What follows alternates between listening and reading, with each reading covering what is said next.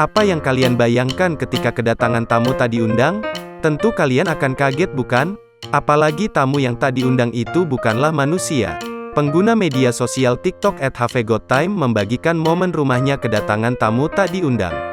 Tamu tak diundang, tulis pengunggah sebagai keterangan video. Video tersebut mendadak viral di TikTok hingga sekarang sudah ditonton sebanyak 10,3 juta kali. Rekaman video memperlihatkan keadaan kamar mandi rumah dari pemilik video. Pemilik rumah kaget melihat ada seekor hewan besar yang merayap di dinding kamar mandinya. Hewan tersebut adalah biawak yang berukuran besar berwarna hitam. Biawak besar yang merayap di dinding tampak diam. Menurut pemilik video, sudah 2 kali rumahnya kedatangan biawak. Biawak itu jatuh dari atas plafon dengan keadaan rumah yang memang sudah kosong sebab keluarganya telah pindah.